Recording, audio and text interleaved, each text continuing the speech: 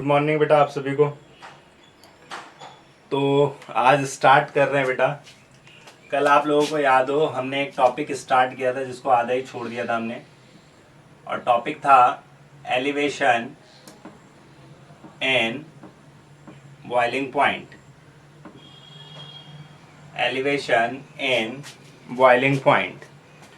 और इसमें मैंने आप लोगों को इतना पढ़ा दिया था कि अगर मेरे पास मान लीजिए एक सॉल्वेंट है, और मैंने कहा था कि अगर आप इस सॉल्वेंट में ऐड कर रहे हो बेटा नॉन वोलेटाइल सॉल्यूट, तो मैंने कहा था कि यहाँ पे जो सॉल्वेंट होगा इसका बॉइलिंग पॉइंट डिक्रीज कर जाएगा, और जितना भी इसका बॉइलिंग पॉइंट बेटा इंक्रीज कर जाएगा, और जितना भी इंक्रीज करेगा इसको हम कहते हैं बेटा एलिवेशन इन बॉइलिंग पॉइंट। जितना भी इंक्रीज करेगा इसको हम कहते थे एलिवेशन इन बॉइलिंग पॉइंट। और पीछे मैं रीजन भी आपको एक्सप्लेन कर चुका था कि ऐसा होता क्यों है, कि क्यों बॉइलिंग पॉइंट इंक्रीज करता है। अगर आप लोगों को याद हो तो इसका रीजन मैंने बताया था कि रीजन कुछ ऐसा था क्योंकि वेपर प्रेशर डिक्रीज करता था। ग्राफ के थ्रू बताया था मैंने बेटा, क्योंकि वेपर प्रेशर डिक्रीज करता था इस कारण से बेटा बॉइलिंग पॉइंट इंक्रीज करता था। तो इतना हम कर चुके थे बेटा कल तक, ठीक है। जिन्होंने नहीं पढ़ा है या जो नए हैं बेटा वो वीडियो देख लेना, यूट्यूब में डाली है मैंने, उसमें आप इसको देख सकते हो जो हमने कल का पढ़ा था बेटा, ठीक है। तो आज का स्टार्ट कर रहे हैं elevation in boiling point. Heading है इज अ कॉलिगेटिव प्रॉपर्टी। मैंने आपको कहा था 3 स्टेप में पढ़ाऊंगा मैं इन कॉलिगेटिव प्रॉपर्टी को। पहला स्टेप होगा कि वो है क्या एक्चुअल में, दूसरा स्टेप होगा जिसमें मैं प्रूफ करके दिखाऊंगा कि एलिवेशन जो ये मेरी प्रॉपर्टी है ये कॉलिगेटिव प्रॉपर्टी क्यों है, और तीसरा मैंने कहा था एक फॉर्मूला डिराइव करेंगे जिससे हम कैलकुलेट कर सकते हैं मोलर मास ऑफ सॉल्यूट। तो स्टार्ट करने जा रहा हूं बेटा, हेडिंग डाल लेना elevation in boiling point is a colligative property. मैं इसको प्रूफ करके दिखाऊंगा। तो मैं यहाँ पे एक डेरिवेशन करने जा रहा हूं। स्टार्ट करते हैं बेटा। देखो सबसे पहले मैंने लिखा डेल्टा टीबी यानी elevation in boiling point is directly proportional to delta P यानी लोअरिंग इन वेपर प्रेशर। एक बार रिपीट कर रहा हूं कि डेल्टा टीबी यानी elevation in boiling point is directly proportional to lowering in vapour pressure यानी डेल्टा पी। अब ये कहां से आया इसको एक एग्जांपल के थ्रू समझते हैं बेटा। तो जैसे मान लो इसको समझा रहा हूं मैं, ये किस तरीके से मैंने लिखा है delta TB proportional to delta P, ये किधर से आया। तो जरा याद करो, मान लो आपके पास एटमॉस्फेरिक प्रेशर, आप सब जानते हैं बेटा कि एटमॉस्फेरिक प्रेशर की जो वैल्यू होती है वो 1 atm होती है बेटा, ठीक है। अब मान लो आपके पास कोई प्योर सॉल्वेंट है, तो इसका अपना कोई ना कोई वेपर प्रेशर होगा बेटा। तो मैंने मान लिया, थोड़ी देर के लिए एज्यूम कर लिया कि इसका जो वेपर प्रेशर है बेटा वो मैंने एज्यूम कर लिया 0.9 atm। एक बार रिपीट कर रहा हूं कि मैंने प्योर सॉल्वेंट का वेपर प्रेशर एज्यूम कर लिया कि 0.9 atm है।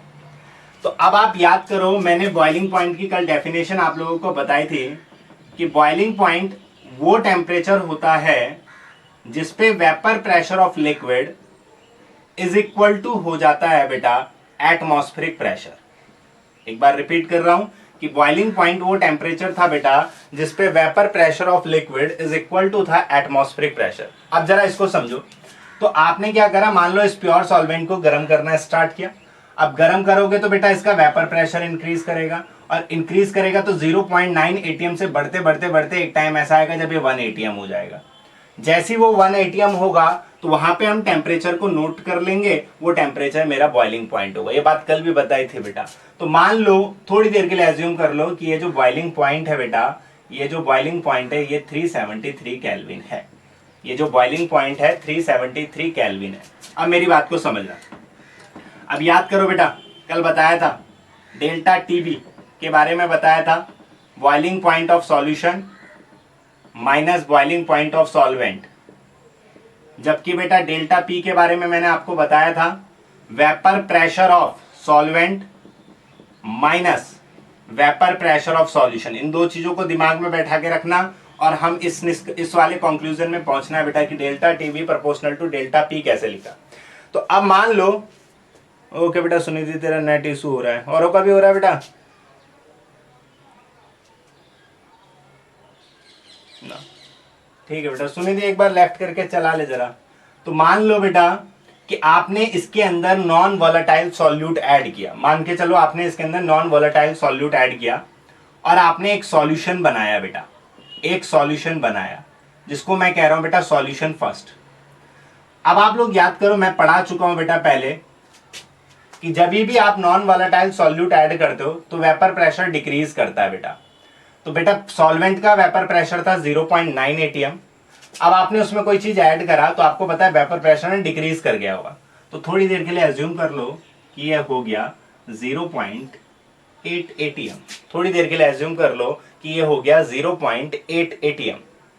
इसके अलावा आपने कल ये भी पढ़ा था बेटा कि जब आप नॉन वोलेटाइल सॉल्यूट ऐड करते थे तो बॉइलिंग पॉइंट इंक्रीज कर जाता था बेटा। पहले बॉइलिंग पॉइंट था 373 केल्विन, अब जो बॉइलिंग पॉइंट है वो इंक्रीज कर गया होगा और मान लो इंक्रीज करके बेटा ये 374 केल्विन हो गया। तो जरा नोट करो, फर्स्ट केस में अगर नोट करो मैं आपको कहूं बेटा डेल्टा पी निकालो तो बता सकते हो डेल्टा पी क्या होगा बेटा। डेल्टा पी था बेटा vapour pressure of solvent minus vapour pressure of solution. क्या बता सकते हो बेटा डेल्टा पी क्या होगा इस एग्जांपल से, कि डेल्टा पी क्या होगा तुम्हारे हिसाब से, वैल्यू क्या होगी। फॉर्मूला ये है vapour pressure of solvent minus vapour pressure of solution. बहुत बढ़िया बेटा।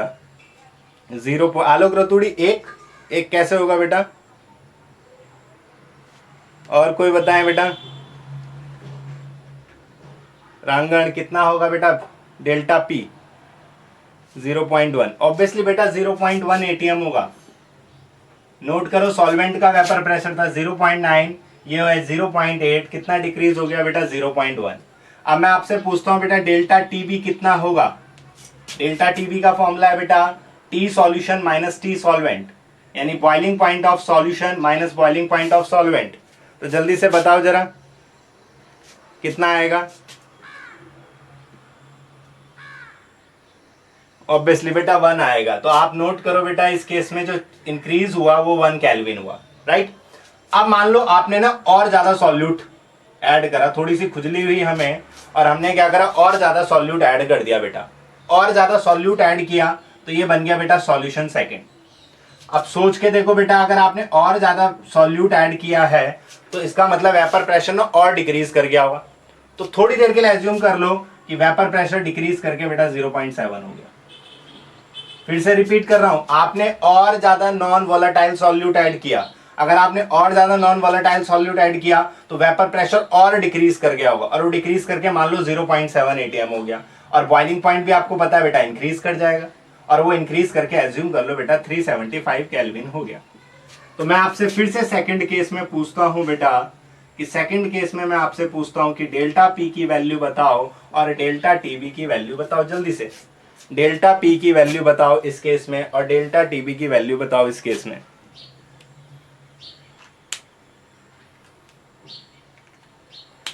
डेल्टा पी 0.2 और डेल्टा टी 2। और बताओ बेटा, रांगण, रश्मि आ गया, और शर्मा जी बहुत बढ़िया बेटा, जया, सुंदर, अंजलि 0.22। ओके बेटा। तो अब यहां पे नोट करो बेटा, ध्यान से देखना। देखो बेटा जब lowering in vapour pressure 0.1 ATM था तो change in boiling point 1 kelvin था।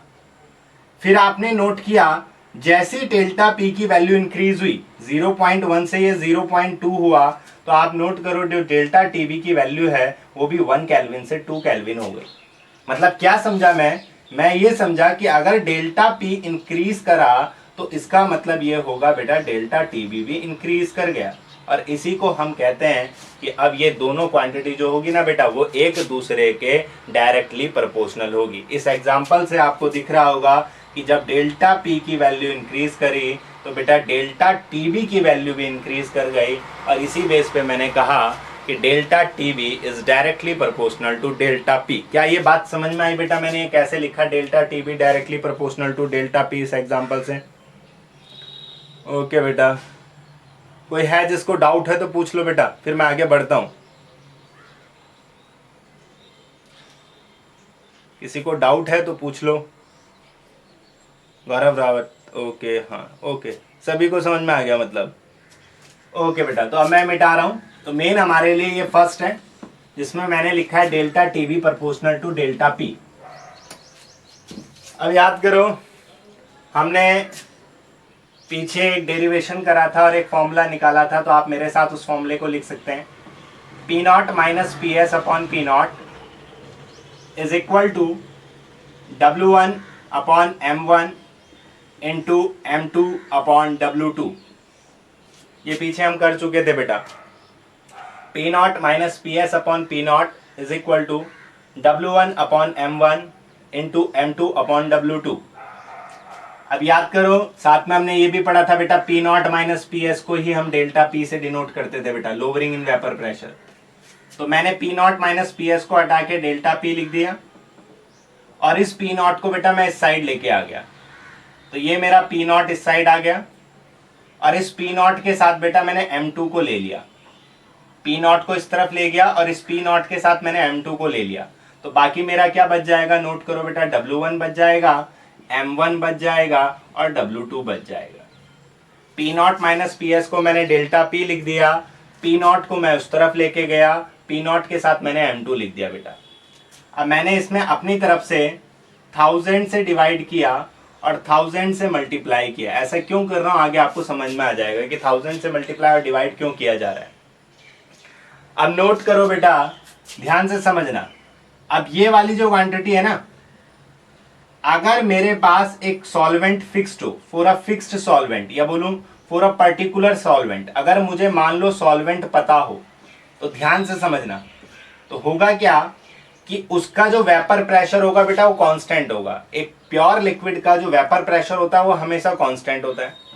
और ये M2 है बेटा, मोलर मास ऑफ सॉल्वेंट। आप लोगों को याद हो, बताया था M2 का मतलब है मोलर मास ऑफ सॉल्वेंट। तो सोच के देखो यार, सॉल्वेंट मतलब लिक्विड, अगर मुझे पता है मेरा लिक्विड कौन सा है तो उसका मोलर मास भी फिक्स्ड होगा। फॉर एग्जांपल, अगर मान लो हमारा सॉल्वेंट वाटर है, तो वाटर का जो M2 होगा वो 18 हो जाएगा, मतलब वो फिक्स्ड है। तो P not fixed, M2 fixed, 1000 fixed, मतलब फॉर अ पर्टिकुलर सॉल्वेंट मैं बोल सकता हूं P not M2 upon 1000 is a constant. और अगर बेटा ये कांस्टेंट है तो आप खुद सोच के देखो, अगर आप इस कांस्टेंट को यहां से हटा दो बेटा, अगर इस कांस्टेंट को यहां से हटा दो, तो मैं लिखूंगा delta P proportional to W1 into 1000 upon M1 into W2। इसको सेकंड एज्यूम कर लो बेटा। बस ये कांस्टेंट को मैंने हटाया, कांस्टेंट हटाया तो यहाँ पे प्रोपोर्शनल का साइन आ जाएगा, इज इक्वल टू हटके। क्या बोला, अगर कोई पर्टिकुलर सॉल्वेंट मुझे पता हो तो उसका वेपर प्रेशर भी कांस्टेंट, मोलर मास भी कांस्टेंट, और 1000 तो कांस्टेंट है बेटा। तो ये पूरी की पूरी क्वांटिटी मेरे लिए कांस्टेंट बन गई। तो मैंने इस कांस्टेंट को हटाया, तो यहाँ पे इज इक्वल टू हट के बेटा प्रोपोर्शनल आ गया बेटा। एक बार लास्ट में कर दूंगा गौरव, पूरा रिपीट। अब मैं बेटा, ये देखो, ये फर्स्ट है, ये सेकंड है, तो फ्रॉम फर्स्ट एंड सेकंड कुछ सोच के देखो बेटा, डेल्टा टीबी डेल्टा पी के प्रोपोर्शनल है और डेल्टा पी इसके प्रोपोर्शनल है। तो फर्स्ट और सेकंड से मैं लिख सकता हूं बेटा, delta TB proportional to W1 into 1000 upon M1 into W2।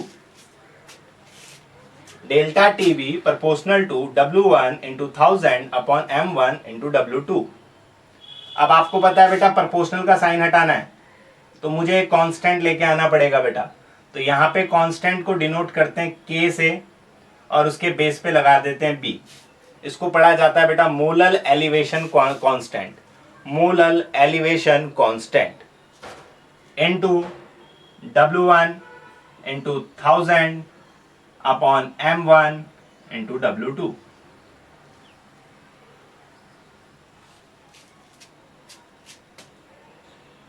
तो नोट करो बेटा, मैंने एक फॉर्मूला डिराइव करा और इसमें खास बात तुम्हें एक चीज दिखाई देगी बेटा, ये M1। और तुम्हें याद हो मैंने कहा था M1 का मतलब था बेटा मोलर मास ऑफ सॉल्यूट। और आप लोगों को मैंने पहले भी बता चुका हूं कि हम जितनी भी कॉलिगेटिव प्रॉपर्टी पढ़ेंगे सब में एक फॉर्मूला ऐसा डिराइव करेंगे जिससे बेटा हम molar mass of solute calculate करते हैं। एक्चुअल में मैंने पहले ही बोल दिया था कि कॉलिगेटिव प्रॉपर्टी का जो यूज करते हैं हम, वो यूज करते हैं for calculate molar mass of solute. तो बेटा ये हमारा फॉर्मूला निकल गया। एक बार रिपीट कर देता हूं बेटा, जल्दी से सुन लो। गौरव एक बार देख लो बेटा दोबारा से फटाफट कैसे कैसे निकाला। सबसे पहले मैंने delta T B proportional to लिखा, डेल्टा पी, इसको फर्स्ट एज्यूम कर लिया। हाँ बेटा वो बता रहा हूँ 1000 क्यों लिया हूँ मैं भी बताऊंगा जया, लास्ट अभी बता रहा हूँ। तो delta T B proportional to delta P लिया, इसको फर्स्ट एज्यूम किया। फिर बेटा मैंने परसों ये पढ़ाया था P naught minus P S upon P naught is equal to W1 upon M1 into M2 upon W2, ये परसों पढ़ा चुके थे बेटा। फिर मैंने इस ऊपर वाले को Gaurav P naught minus P S को बेटा डेल्टा पी लिख सकते हैं, तो मैंने इसको डेल्टा पी लिख दिया। पी नॉट को बेटा उस तरफ लेके गया, तो पी नॉट के साथ ना मैंने इस M2 को लिख दिया बेटा, पी नॉट M2। और अब मैंने इसमें अपनी तरफ से 1000 डिवाइड किया और 1000 मल्टीप्लाई किया। ये क्यों किया ये अभी बाद में समझाता हूँ। 1000 से डिवाइड किया, 1000 से मल्टीप्लाई करी।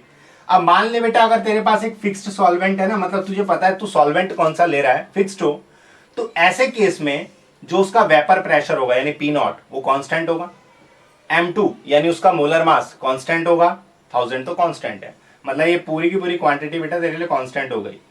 अब सोच के देख, अगर इसको हटाएगा तू तो इज इक्वल टू हटा के प्रोपोर्शनल का साइन आ जाएगा। तो मैंने इस क्वांटिटी को हटाया और इज इक्वल टू को हटा के बेटा प्रोपोर्शनल लिख दिया। इसको सेकंड एज्यूम कर लो। चलो from first and second, first and second से चलो बेटा। फर्स्ट एंड सेकंड से क्या होगा, देखो डेल्टा टी भी इसके प्रोपोर्शनल डेल्टा पी के, और डेल्टा पी इसके प्रोपोर्शनल, तो खुद सोच के देखो डेल्टा टी बी भी इसके प्रोपोर्शनल आ जाएगा।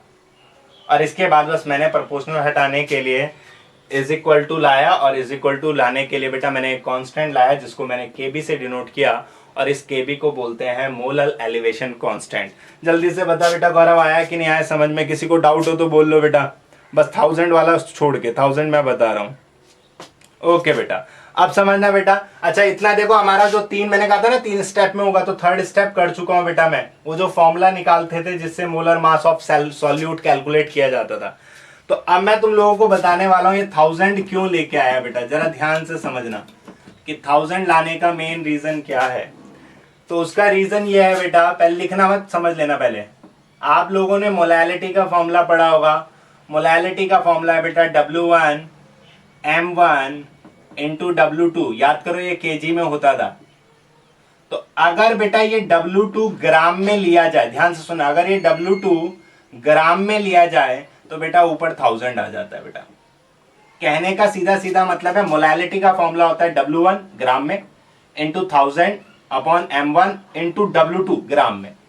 तो एक्चुअल में मैं यहां पे इसमें ना मोलैलिटी का फॉर्मूला बनाना चाहता था बेटा, मोलैलिटी का फॉर्मूला बनाना चाहता था, इसलिए मैंने यहां पे 1000 से मल्टीप्लाई करी ताकि ये मेरा मोलैलिटी का फॉर्मूला बन जाए। तो अब मैं क्या कर सकता हूं बेटा, ये वाली चीज को ना अब हम ऐसे लिख सकते हैं। तो अब इसको लिख लेना बेटा, delta T B is equal to K B dot M, delta T B is equal to K B dot M, where K B is equal to molar elevation constant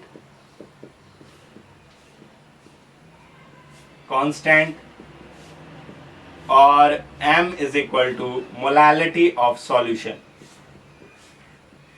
एक बार रिपीट कर रहा हूं बेटा, 1000 से मल्टीप्लाई और divide करने का जो हमारा मेन पर्पस है वो ये है कि हम इसको मोलैलिटी के फॉर्मूले में चेंज करना चाहते हैं, इसलिए वहां पे हमने 1000 से मल्टीप्लाई करी थी और 1000 से डिवाइड किया था बेटा। तो ये हमारे पास इस फॉर्मूले को बेटा मैंने इस तरीके से लिख दिया। अब सुनना, तो हमारा मेन क्वेश्चन था कि elevation in boiling point is a colligative property. इसको कैसे प्रूव किया जाए बेटा, elevation in boiling point is a colligative property, इसको कैसे प्रूव किया जाए? तो ध्यान से समझना।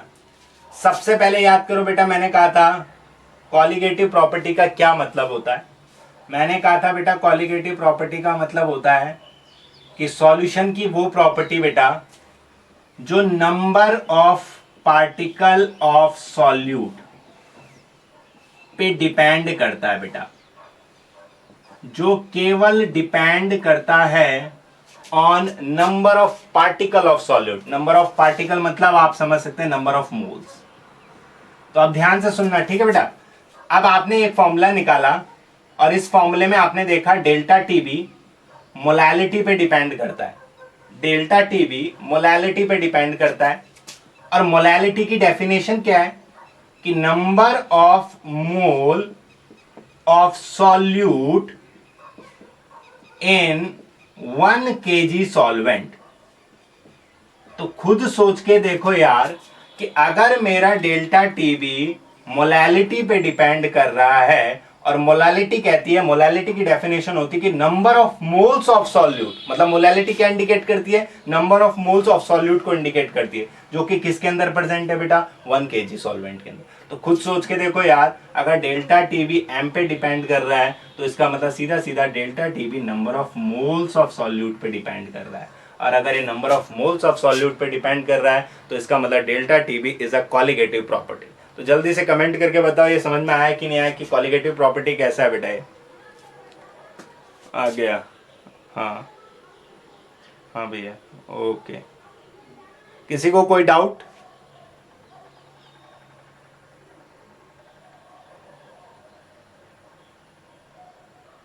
ओके बेटा, okay.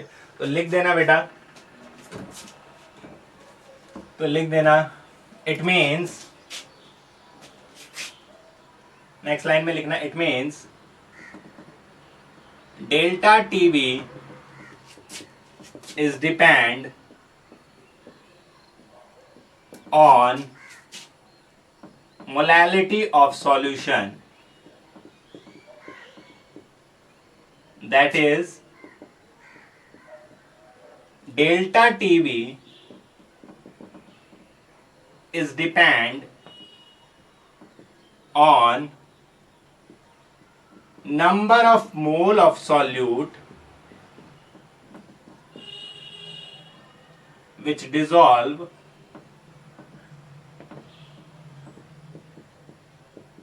in 1 kg of solvent.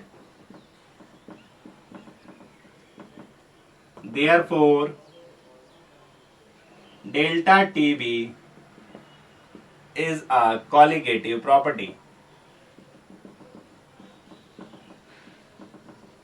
Therefore, delta TB is a colligative property. Next heading डालना बेटा, नेक्स्ट हेडिंग डालना,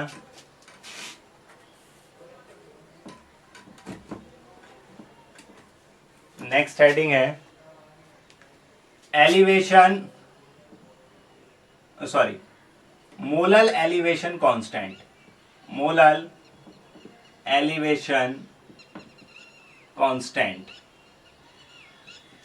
या बेटा इसको बोलते हैं ebullioscopic, ebullioscopic constant, EBULLIOSCOPIC, ebullioscopic constant, denoted by KB। तो बेटा KB की डेफिनेशन तुम ही बताओगे, मैं हिंट दे रहा हूं, और KB की डेफिनेशन तुमने मुझे कमेंट करके बतानी है, ठीक है। तो ध्यान से समझना, अभी अभी हमने फॉर्मूला निकाला था बेटा, delta TB is equal to KB.M, या KB इज इक्वल टू मैं लिख सकता हूं डेल्टा TB अपॉन M। तो लेट अज्यूम करा मैंने बेटा कि मोलैलिटी ऑफ सॉल्यूशन इज 1, मैंने सॉल्यूशन की मोलैलिटी 1 एज्यूम करी, तो सोच के देखो KB इज इक्वल टू बेटा मेरे पास डेल्टा TB हो जाएगा। तो क्या आप KB की डेफिनेशन लिख सकते हो बेटा इस बेस पे? मैंने कहा KB is equal to delta TB upon M, तो मैंने कहा अगर molality of solution is 1 molal, तो मेरा जो KB होगा बेटा वो एलिवेशन इन बॉइलिंग पॉइंट के इक्वल हो जाएगा।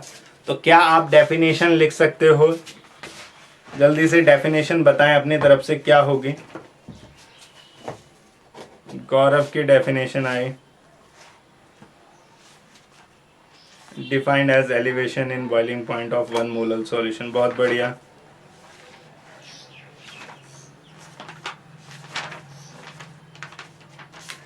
बिल्कुल सही। और बताएं बेटा जरा डेफिनेशन तुम्हारे हिसाब से क्या होगी बेटा?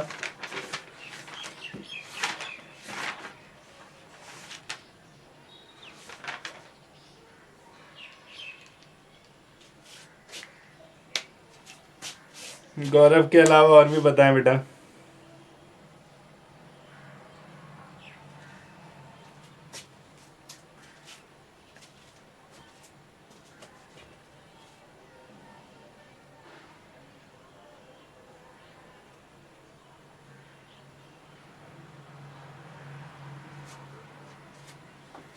और किसने बताई?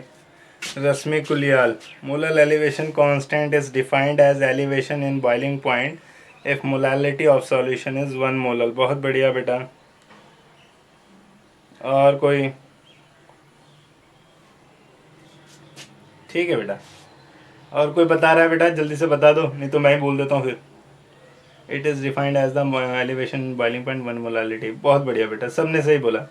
तो यानी सीधा सीधा हमने इसी से डेफिनेशन बना ली बेटा कि अगर सॉल्यूशन की जो मोलालिटी है बेटा वो 1 मोलल हो, अगर सॉल्यूशन की मोलालिटी 1 मोलल हो तो उस केस में बेटा जितना भी एलिवेशन इन बॉइलिंग पॉइंट होगा, बॉइलिंग पॉइंट जितना भी इंक्रीज करेगा बेटा, उसी को आप कहोगे molal elevation constant.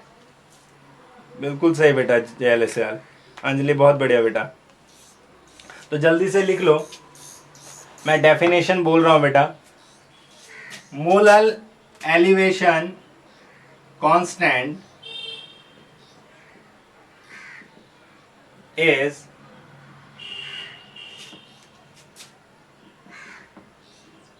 equal to elevation in boiling point if molality of solution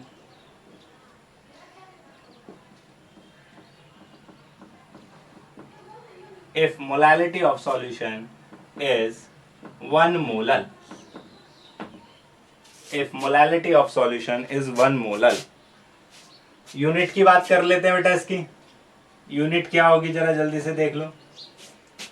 तो देखो बेटा ऊपर आपको टेम्परेचर दिखाई दे रहा है, तो टेम्परेचर की यूनिट या तो केल्विन होती है या डिग्री सेंटीग्रेड होती है, और नीचे मोलालिटी दिखाई दे रही है यानी मोलल हो गया, आप इसको ऐसे लिख सकते हैं। तो इसकी यूनिट होगी बेटा या तो केल्विन पर मोलल या फिर डिग्री सेंटीग्रेड पर मोलल। पहला तरीका ये हो गया लिखने का। दूसरा तरीका क्या हो सकता है जरा समझना फिर से बेटा। डेल्टा टीबी की यूनिट तो केल्विन और डिग्री सेंटीग्रेड ही रहेगी। अगर तुम्हें याद हो मोलालिटी की यूनिट मोल पर केजी भी होती थी, मोल पर केजी।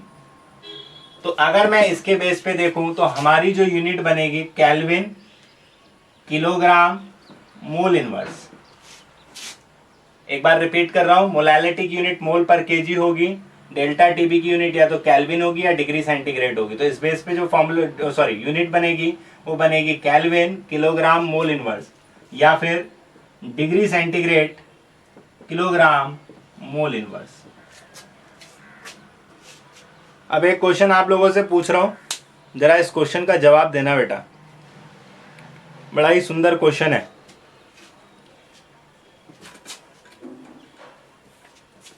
तो क्वेश्चन लिखना,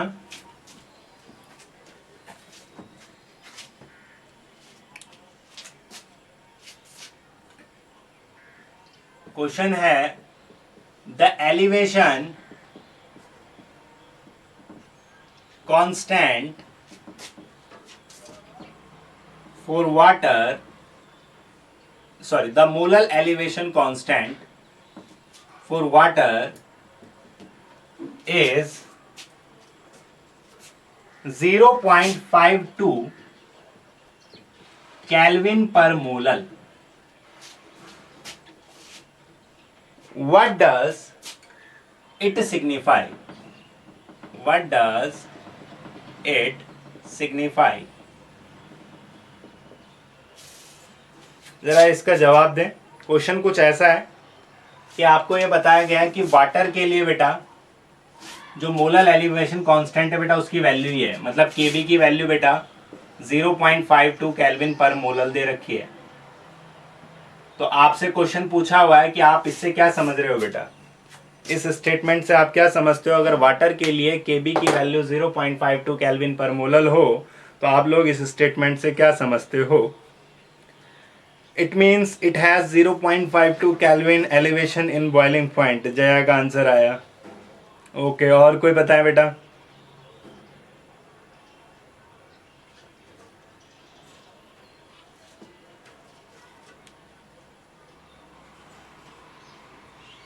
और कोई बताएं? For 1 molal solution of water 0.52 in elevation in boiling point. ठीक है Virendra, it means elevation in boiling point of, बहुत बढ़िया बेटा, इट मीन्स 0, बहुत बढ़िया बेटा। एक छोटी सी बात समझना दीपिका और जया, देखो अभी अभी आपने पढ़ा कि Kb is equal to delta TB है। अगर बेटा Kb की वैल्यू ये दे रखी है तो delta TB is equal to भी 0.52 होगा। मतलब इतनी गारंटी है कि elevation in boiling point 0.52 kelvin होगा। बट बेटा ये भी याद रखो कि ये तब होता है इक्वल जब सॉल्यूशन की मोलैलिटी 1 मोलल हो। तो अगर आप केवल ऐसा लिखते हो कि it means elevation in boiling point is 0.52 kelvin, तो आपका आंसर गलत होगा बेटा। आपको ये भी लिखना है कि एलिवेशन इन बॉइलिंग पॉइंट की जो वैल्यू है 0.52 केल्विन होगी, बट तब होगी जब सॉल्यूशन की मोलैलिटी बेटा 1 मोलल होगी। इस चीज का ध्यान रखना बेटा। ओनली फॉर ये नहीं लिखना कि it means elevation in boiling point is 0.52 kelvin, बल्कि आप लोग को लिखना है it means elevation in boiling point is 0.52 kelvin when the molality of solution is 1 molal. क्या सभी को समझ में आया बेटा? यूनिट में आ तो गया पर मोलल।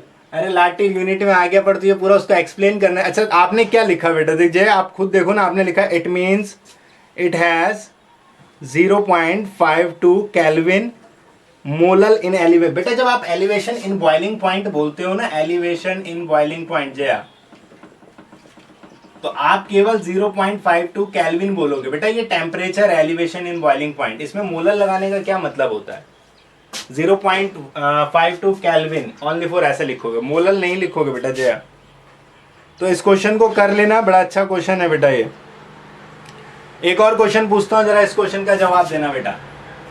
इसको लिख लेना बेटा अपने आप। एक और क्वेश्चन पूछ रहा हूं आप लोगों से, जरा इसका जवाब दें। तो क्वेश्चन लिख रहा हूं, out of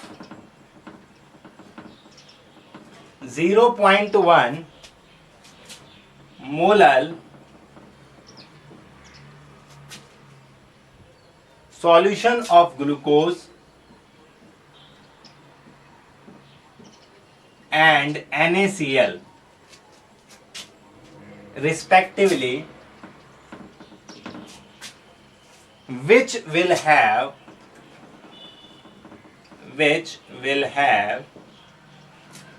higher boiling point, which will have higher boiling point। मैं एक बार रिपीट कर देता हूं। क्वेश्चन कुछ इस तरीके से है बेटा कि आपके पास दो सॉल्यूशन है बेटा। एक है 0.1 मोलल ग्लूकोज सॉल्यूशन, और बेटा दूसरा है बेटा 0.1 मोलल NaCl सॉल्यूशन। कहने का मेरा मतलब है दोनों की मोलैलिटी सेम है बेटा, दोनों की मोलैलिटी सेम है। तो आपको बताना है इन दोनों सॉल्यूशन में से किसके लिए बेटा elevation in boiling point high होगा और क्यों होगा। अगर सेम होगा तो क्यों होगा, आपको बताना है आंसर। तो जल्दी से बताएं क्या होगा तुम्हारे हिसाब से। दो सॉल्यूशन है, एक ग्लूकोज का है और एक बेटा NaCl का है। दोनों की मोलैलिटी सेम है। तो आपको ये बताना है कि इनमें से किसके लिए एलिवेशन इन बॉइलिंग पॉइंट ज्यादा होगा बेटा। ओके, रश्मि का आंसर आया। देखो बेटा एक छोटी सी बात बता देता हूं जया, कि आपने कहा जिसके लिए मोलल एलिवेशन कांस्टेंट बड़ा होगा। याद रखना बेटा जो मोलल एलिवेशन कांस्टेंट होता है वो हमेशा डिपेंड करता है सॉल्वेंट पे, सॉल्यूट पे डिपेंड नहीं करेगा बेटा। तो अगर आपको सॉल्वेंट नहीं गिवन है बेटा तो ये दिमाग में बैठा लो कि दोनों केस में ना सॉल्वेंट सेम है।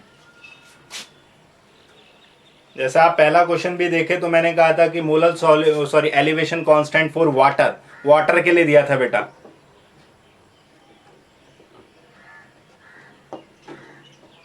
Same boiling point because number of particle is same, same boiling point because same molality. तो सुनना बेटा इसका आंसर, आप लोगों ने बिल्कुल सही गैस किया बेटा, बट आंसर गलत है। बट जिस तरीके से आप सोच रहे हो बिल्कुल सही है बेटा बात। देखो हम लोगों ने पढ़ा है कि delta TB is equal to K B dot M, यानी डेल्टा टीबी मोलैलिटी पे डिपेंड करता है। अब मोलैलिटी क्योंकि दोनों सॉल्यूशन की बेटा सेम गिवन है, तो इस लॉजिक से चलें तो हमारा जो डेल्टा टीबी होगा बेटा वो भी सेम आना चाहिए। क्या इतनी बात समझ में आई? अब सुनना ध्यान से खास बात, लेकिन ऐसा ये पाया जाता है कि NaCl सॉल्यूशन की के लिए जो डेल्टा टीबी की वैल्यू आती है वो ग्लूकोज सॉल्यूशन से ज्यादा होती है। अब क्यों ज्यादा होती है उसके बारे में जरा समझे। उसका रीजन यह है कि जो डेल्टा टीबी है बेटा वो एक कॉलिगेटिव प्रॉपर्टी है। अगर ये कॉलिगेटिव प्रॉपर्टी है तो ये डिपेंड करती है बेटा number of particle of solute पे, राइट। अब हम जानते हैं कि ये जो NaCl है, ये NaCl बेटा हमारे लिए एक आयनिक सॉलिड होता है।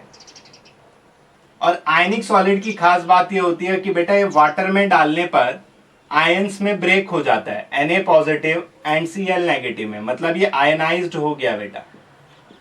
आप खुद सोच के देखो, अगर ये आयनाइज्ड होगा तो जो नंबर ऑफ पार्टिकल होंगे वो इंक्रीज हो जाएंगे। कैसे भाई? आपने मान लो एक NaCl का पार्टिकल डाला, लेकिन सॉल्यूशन में जाके ये ब्रेक हो गया, एक Na पॉजिटिव दे दिया, एक Cl नेगेटिव दे दिया, तो डाला तो एक पार्टिकल था लेकिन सॉल्यूशन के अंदर बेटा दो पार्टिकल हो गए। ये आयनाइज्ड हुआ, आयनाइज्ड हुआ तो बेटा नंबर ऑफ पार्टिकल इंक्रीज कर गए, और अगर नंबर ऑफ पार्टिकल इंक्रीज कर गए तो आपको पता है बॉइलिंग पॉइंट ना और ज्यादा इंक्रीज कर जाएगा। लेकिन इसके अपोजिट अगर हम बात करें बेटा ग्लूकोज की, तो ग्लूकोज नॉन आयनिक सॉलिड है। अगर ये नॉन आयनिक सॉलिड है तो इसका मतलब ये होगा कि ये आयोनाइज्ड नहीं होता है। तो अगर ये आयोनाइज्ड नहीं होगा तो इसका मतलब इसके अंदर जो पार्टिकल होंगे वो लेस होंगे बेटा, less number of particle of solute. और अगर इसके अंदर नंबर ऑफ पार्टिकल कम होंगे तो इसका सीधा सीधा मतलब होगा कि ग्लूकोज के केस में जो एलिवेशन इन बॉइलिंग पॉइंट है उसकी वैल्यू कम होगी। एक बार रिपीट कर रहा हूं, ध्यान से सुनना बेटा, कि हमने पढ़ा है कि जो डेल्टा टीबी है बेटा वो एक कॉलिगेटिव प्रॉपर्टी है। अगर कॉलिगेटिव प्रॉपर्टी है तो ये number of particle of solute पे डिपेंड करती है, और अगर number of particle of solute पे डिपेंड करी तो अगर मैं NaCl की बात करूं तो NaCl एक आयनिक सॉलिड है। आयनिक सॉलिड है तो बेटा इसने दिया आयन, अगर इसने आयन दिए तो नंबर ऑफ पार्टिकल बढ़ जाएंगे, मतलब इसके अंदर नंबर ऑफ पार्टिकल ज्यादा होंगे। अगर नंबर ऑफ पार्टिकल ज्यादा होंगे तो एलिवेशन इन बॉइलिंग पॉइंट भी ज्यादा होगा। लेकिन ग्लूकोज बेटा एक नॉन आयनिक सॉलिड है, नॉन आयनिक सॉलिड है तो बेटा ये आयनाइज्ड नहीं होगा। अगर ये आयनाइज्ड नहीं होगा तो बेटा इसके अंदर लेस नंबर ऑफ पार्टिकल होंगे, और लेस नंबर ऑफ पार्टिकल होने का सीधा सीधा मतलब है कि इसके केस में एलिवेशन इन बॉइलिंग पॉइंट कम होगा। बेटा किसी को कोई डाउट या समझ में आया हो तो बताओ जल्दी से बताना, जरा ये बात समझ में आई जो मैंने बोली? ओके वीरेंद्र आंगन, हाँ जी भैया, हाँ जी, ओके। कोई है जिसके दिमाग में कोई डाउट चल रहा हो इसको लेके? अगर किसी के दिमाग में डाउट वगैरह हो तो पूछ सकता है बेटा। भैया एक बात पूछनी है। ओके रांगड़, पूछो बेटा।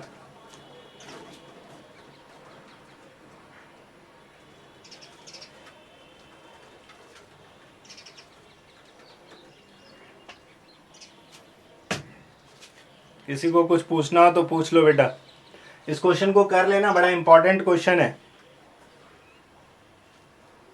ओके, जब तक रांगड़ पूछता है तब तक मैं मिटा लेता हूँ इसको और नेक्स्ट टॉपिक स्टार्ट कर लेता हूँ।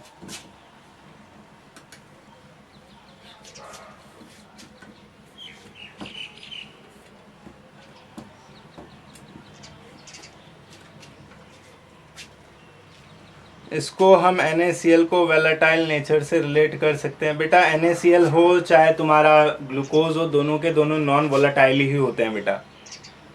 चाहे NaCl हो चाहे वो ग्लूकोज हो, दोनों के दोनों नॉन वोलेटाइल होते हैं रांगड़। तो वोलेटाइल नेचर से रिलेट करने का क्या मतलब है, मैं समझ नहीं पा रहा हूँ आपकी बात, बट दोनों के दोनों नॉन वोलेटाइल होते हैं बेटा। अच्छा तो अच्छा, एक छोटी सी बात मैं आपको बता देता हूँ। आपके दिमाग में एक छोटा सा क्वेश्चन आ सकता है यार कि भैया ये तो समझ में आ गया कि आपने बोला कि भाई NaCl का ज़्यादा होगा क्योंकि NaCl में नंबर ऑफ सॉल्यूट पार्टिकल ना ज़्यादा होते हैं। बट सोचने वाली बात ये है फिर बेटा, अगर मैं फॉर्मूले से चलूँ तो फॉर्मूले से देखो, क्योंकि मोलैलिटी सेम थी, मैंने कहा Kb भी सेम होता है बेटा, क्योंकि Kb डिपेंड करता है सॉल्वेंट में। और अगर आपको सॉल्वेंट नहीं बताया जा रहा है तो इसका मतलब दोनों केस में सॉल्वेंट सेम है, मतलब दोनों की वैल्यू में, दोनों के केस में Kb सेम है और M भी सेम है। तो सोचने वाली बात है, अगर मैं इस फॉर्मूले से चलूँ तो इस फॉर्मूले से तो डेल्टा टी भी सेम आना चाहिए। तो कहीं ना कहीं तुम्हारे दिमाग में आ रहा है कि हमारा ये जो डेल्टा टीबी का फॉर्मूला है ना, फेल हो जाता है बेटा। तो याद रखना, ये एक्चुअल में होता है कि हमारा जो डेल्टा टीबी का फॉर्मूला है वो फेल हो जाता है कब, जब हमारा सॉल्यूट बेटा या तो डिसोशिएट करता होगा या फिर हमारा सॉल्यूट एसोशिएट करता होगा। और आगे जाके हमारे पास इस टाइप का एक टॉपिक भी है, एक टॉपिक है जिसमें हम यहाँ पे इस फॉर्मूले में ना जाके करेक्शन करेंगे। और ये करेक्शन किस केस के लिए करेंगे कि अगर मेरा सॉल्यूट डिसोशिएट या एसोशिएट हो रहा है। मैं एक बार रिपीट कर रहा हूँ अपनी बात को बेटा। मैं क्या कहना चाह रहा हूँ कि आप अगर सोच के देखें यार कि मैं इस फॉर्मूले का यूज करूँ मैथमेटिकली, तो मेरे को तो ऐसा लग रहा है कि दोनों चीजें ना सेम आनी चाहिए थी, ग्लूकोज का भी और किसका भी, NaCl का भी। बट मैंने कहा कि NaCl कॉलिगेटिव प्रॉपर्टी है, उस बेस पे मैंने आपको बताया, delta TB is a colligative property, तो उसके बेस पे मैंने कहा कि NaCl का जो एलिवेशन इन बॉइलिंग पॉइंट है वो ज्यादा होना चाहिए। तो कहीं ना कहीं दिमाग में ये आ रहा है कि बेटा इस तरीके से तो मेरा ये फॉर्मूला गलत है। बट बेटा मैं कहूँगा ये फॉर्मूला गलत नहीं है, बल्कि हम कहते हैं ये फॉर्मूले फेल हो जाते हैं कब, जब हमारा सॉल्यूट या तो डिसोशिएट हो रहा होगा या फिर हमारा सॉल्यूट ना बेटा एसोशिएट होगा। और आगे जाके हमारे पास ऐसे टॉपिक हैं जो अभी हम इसी क्लास 12 में पढ़ेंगे बेटा, कि जहां हम इन फॉर्मूले में ना करेक्शन करेंगे, और तब उस केस में इस फॉर्मूले को हम यूज कर सकते हैं किसी भी केस में, चाहे बेटा तब डिसोशिएट हो तब चाहे बेटा एसोशिएट हो। इस चीज का ध्यान रखना, ठीक है बेटा। तो आगे बढ़ते हैं अब। तो नेक्स्ट टॉपिक जो है वो आप लोगों ने ही करना है बेटा खुद। बस मैं आपको समझा देता हूं कि आप किस तरीके से तैयार करोगे। तो टॉपिक कुछ ऐसा है, depression in freezing point. Next colligative property थी हमारी डिप्रेशन इन फ्रीजिंग पॉइंट। इसको करना आपने ही है, बस मैं एक आइडिया दे देता हूं कि आप इसको किस तरीके से तैयार कर सकते हो इस टॉपिक को। तो जरा ध्यान से समझना बेटा। पहले मैं समझा देता हूं है क्या चीज। देखो होता क्या है, डिप्रेशन का मतलब होता है यहाँ पे डिक्रीज होना। तो नाम से पता लग रहा है बेटा कि यहाँ पे ना फ्रीजिंग पॉइंट डिक्रीज कर रहा होगा। एक्चुअल में होता क्या है कि जब भी आप किसी प्योर सॉल्वेंट के अंदर आप कोई नॉन वोलेटाइल सॉल्यूट ऐड करते हो, नॉन वोलेटाइल सॉल्यूट ऐड करते हो, तो ये पाया जाता है कि उसका फ्रीजिंग पॉइंट डिक्रीज कर जाता है बेटा। तो वो फ्रीजिंग पॉइंट जितना भी डिक्रीज करेगा उसी को आप कहोगे डिप्रेशन इन फ्रीजिंग पॉइंट, जिसको हम डिनोट करते हैं बेटा डेल्टा टीएफ से। एक बार रिपीट कर रहा हूं कि जब भी आप किसी प्योर सॉल्वेंट के अंदर नॉन वोलेटाइल सॉल्यूट ऐड करते हो तो उसका फ्रीजिंग पॉइंट डिक्रीज कर जाता है बेटा, और जितना भी वो डिक्रीज करता है उसी को हम कहते हैं डिप्रेशन इन फ्रीजिंग पॉइंट, जिसको हम डिनोट करते हैं डेल्टा टीएफ से। इसको आप देखो बेटा इस एग्जांपल से समझ सकते हो। जैसे आप लोगों ने सुना हो कि जो ठंडी देश होते हैं बेटा, वहां पे बर्फ को हटाने के लिए आप लोगों ने सुना होगा कि बर्फ के ऊपर या तो वो नमक छिड़क देते हैं बेटा या कैल्शियम क्लोराइड छिड़कते हैं। और उससे करने से होता है क्या है कि जब वो उसके ऊपर नमक छिड़कते हैं या कैल्शियम क्लोराइड छिड़कते हैं तो वहां पे जो हमारी आइस होती है बेटा वो मेल्ट करने लगती है। तो वो क्यों करती है जरा समझना। जैसे मान लो थोड़ी देर के लिए एज्यूम करो कि वहां पे मान लो जो हमारी इलाके हैं, ठंडे इलाके, वहां पे थोड़ी देर के लिए एग्जाम्पल के लिए मान लो कि जो फ्रीजिंग टेम्परेचर है -4 डिग्री सेंटीग्रेड है, थोड़ी देर के लिए एज्यूम कर लो, तो होगा क्या कि वहां पे जो वाटर होगा आपको पता है जनरली वो किस में कन्वर्ट होने लगेगा, बर्फ में, राइट। अब आपने क्या करा, उसके ऊपर NaCl छिड़क दिया या कैल्शियम क्लोराइड छिड़क दिया, तो ये क्या चीज है बेटा, ये हमारे हैं non volatile solute. Non volatile solute जैसे ही आप उसके ऊपर छिड़कोगे तो उसने ना उसके फ्रीजिंग पॉइंट को बेटा डिक्रीज कर दिया होगा। अब सोच के देखो, जनरली हमारा वाटर कितने पे फ्रीज होता है, 0 डिग्री सेंटीग्रेड पे, बट जब आपने उसके ऊपर नॉन वोलेटाइल सॉल्यूट छिड़का तो उसने क्या करा, इसके फ्रीजिंग पॉइंट को ना कम कर दिया। तो थोड़ी देर के लिए एज्यूम कर लो कि इसने मान लो इसको कम करके -10 डिग्री सेंटीग्रेड कर दिया, मतलब जो 0 डिग्री सेंटीग्रेड पे फ्रीज होता था वाटर, अब वो कितने पे फ्रीज होगा, -10 डिग्री सेंटीग्रेड पे। और मान लो उस एरिया का टेम्परेचर -4 डिग्री सेंटीग्रेड है, तो खुद सोच के देखो, अब वाटर का जो फ्रीजिंग पॉइंट है ना बेटा -10 डिग्री सेंटीग्रेड हो गया है, तो ये सीधा सीधा ये इंडिकेट कर रहा है बेटा कि अब -4 डिग्री सेंटीग्रेड पे वाटर फ्रीज नहीं होगा, क्योंकि उसको फ्रीज होने के लिए अब कितना टेम्परेचर चाहिए, -10 डिग्री सेंटीग्रेड। तो जिसके कारण जो आइस होगी वो मेल्ट करने लगेगी। एक बार रिपीट कर रहा हूं बेटा, इस एग्जांपल को रिलेट करना इस बात से, क्या बोला मैंने कि जब एक प्योर सॉल्वेंट में आप नॉन वोलेटाइल सॉल्यूट ऐड करते हो तो उसका फ्रीजिंग पॉइंट डिक्रीज करता है। तो इसके लिए मैंने आपको एक एग्जांपल दिया कि जनरली आप लोगों ने सबने सुना है बेटा कि जो ठंडे इलाके होते हैं ना, वहां पे बर्फ को हटाने के लिए नॉर्मली उसके ऊपर हम स्प्रिंकल कर देते हैं NaCl या फिर कैल्शियम क्लोराइड को। तो एक्चुअल में ये NaCl या कैल्शियम क्लोराइड को स्प्रिंकल करने से होता क्या है कि वो इस वाटर के फ्रीजिंग पॉइंट को ना कम कर देते हैं, मतलब जो 0 डिग्री सेंटीग्रेड पे फ्रीज होता था वो -10 डिग्री सेंटीग्रेड पे फ्रीज होगा। तो आप सोच के देखो भाई, मान लो अगर उस कंट्री में, मान लो उस जगह पे, इलाके में बेटा जो टेम्परेचर है वो -4 डिग्री सेंटीग्रेड है, तो सोच के देखो कि अब वाटर को फ्रीज होने के लिए -10 डिग्री सेंटीग्रेड चाहिए। तो अपने आप सोचो तो बेटा वहां टेम्परेचर है -4 डिग्री सेंटीग्रेड, वाटर को फ्रीज होने के लिए चाहिए -10 डिग्री सेंटीग्रेड, तो इसका सीधा सीधा मतलब ये होगा कि अब जो हमारी आइस होगी ना बेटा वो मेल्ट करने लगेगी। क्या ये बात समझ में आई बेटा, डिप्रेशन इन फ्रीजिंग पॉइंट का ये एग्जाम्पल जो मैंने बोला। ओके बेटा, अच्छा एक और एग्जांपल देता हूं बेटा, ध्यान से सुनना।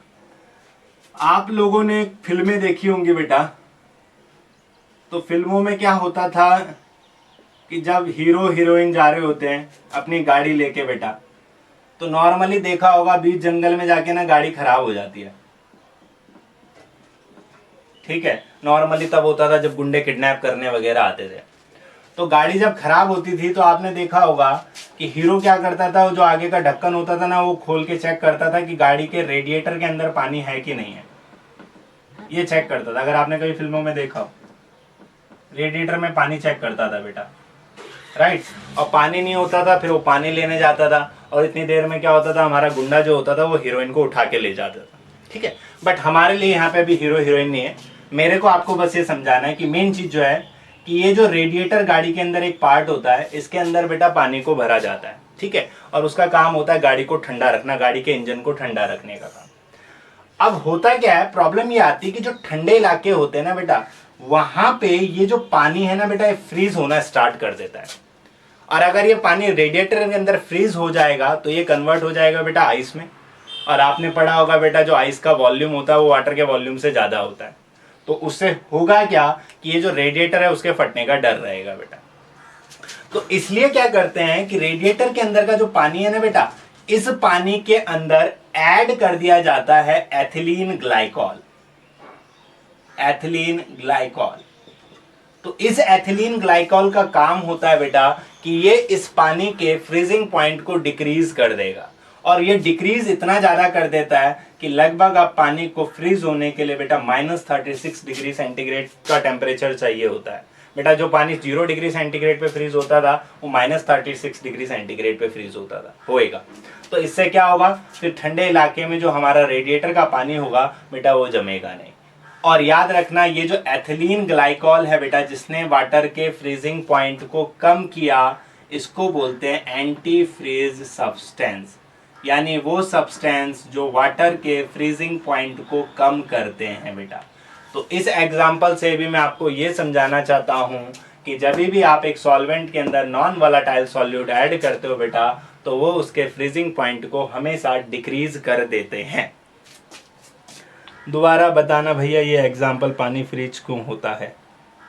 बेटा मैंने कहा ठंडा इलाका, ठंडे इलाके मतलब जहाँ टेम्परेचर बहुत कम है, तो अपने आप सोच के देख रेडिएटर, मतलब मान ले टेम्परेचर 0 डिग्री सेंटीग्रेड से कम रहता है गौरव, तो खुद सोच के देख यार रेडिएटर के अंदर का पानी भी जो है वो फ्रीज होने लगेगा। तो अगर वो फ्रीज होगा तो आइस में कन्वर्ट होगा, आइस का वॉल्यूम होता है ज़्यादा, बेटा रेडिएटर के फटने का डर रहेगा। तो इसके लिए क्या करते हैं, पानी के अंदर बेटा एथिलीन ग्लाइकोल को ऐड कर देते हैं और वो उसके फ्रीजिंग पॉइंट को कम करके -36 डिग्री सेंटीग्रेड कर देता है बेटा, लगभग इतना कर देता है कहने का मतलब।